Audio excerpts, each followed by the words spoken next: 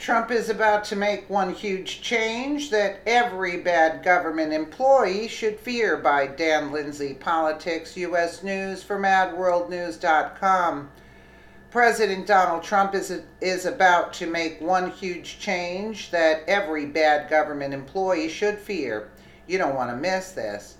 For decades, Americans have suffered the cost of a large number of lazy or corrupt government employees who are near impossible to get rid of. Now Trump is making plans to put an end to that horrific policy and give taxpayers more bang for their buck.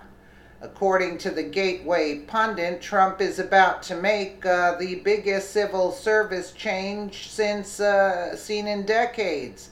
I can't speak for everyone, but I like Trump's idea of dropping a bunch of government deadweight. The idea behind the president's new plan is to hire the best and fire the worst federal government employees. The proposal is the most ambitious overhaul of civil service in 40 years, according to government officials. USA Today reports that Trump is modeling his new policy after the VA Accountability Act, which gave the Secretary of Veterans Affairs greater power to fire and discipline federal employees. So far, the White House reports that the law has resulted in the termination of 1,400 plus bad employees, the suspension of 433 others, and demotions for 83 of them in 2017. I see this as a win-win situation for both parties. It would be incredibly stupid if Democrats decide not to go along with this new plan to make our government workforce great again. One of the flaws with the current system is that federal employees only get a review every 1 to 3 years. Employees found to have fully successful performance receive a winning within grade step increase, in addition to cost of living increase. About 99.7% of federal employees currently fall within an acceptable performance level. One part of Trump's plan includes stretching out the amount of time it takes to go from step 1 to step 10 from 18 years to 27 years. That component alone would save taxpayers $10 billion over the next 10 years. The saved revenue would be awarded to high-performing employees in the form of merit-based raises or one-time bonuses. Not everyone feels positive about the proposal coming from the White House. While to some people those are code words, they're very clear to us, said American Federation of Government Employees President J. David Cox, who represents about 700,000 workers for the federal government and District of Columbia.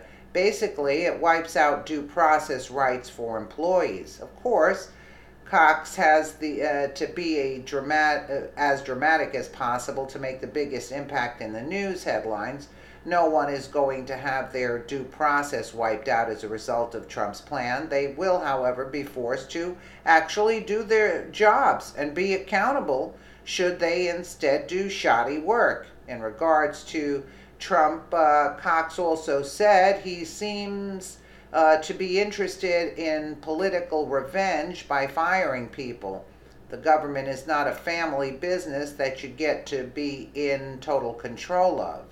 While some of the president's proposals can be done administratively, others would require congressional approval.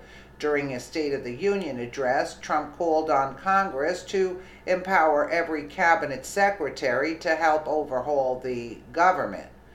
During his presidential campaign, Donald Trump did promise a hiring freeze to reduce the cost of government and to significantly cut back burdensome regulations put in place by former big government administrations. I'm sure David Cox sees some sense in President Trump's plan, but the people who sign his paycheck would never allow him to vocalize it. Taxpayers are fed up with footing the bill for a crowd of self-entitled and non-performing government employees. It's almost as bad as having to bear the burden of free room and board for convicted murderers who live like parasites. It's way past time for our government to clean itself up. A government job should no longer be a place where underperforming opportunists live high on the hog with no fear of being fired. I agree with that. Yeah, I do. Absolutely. I think Trump is right and Cox is wrong. Why you talk about it's not a family business?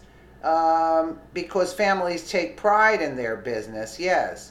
And that's what Donald Trump is trying to do instead of leaving, like, for example, Congress never gets anything done. I mean, what? I mean, they're always on vacation or something, and they're getting paid top dollar and doing nothing for the people that they were hired to work for. I mean, it is kind of sickening, isn't it?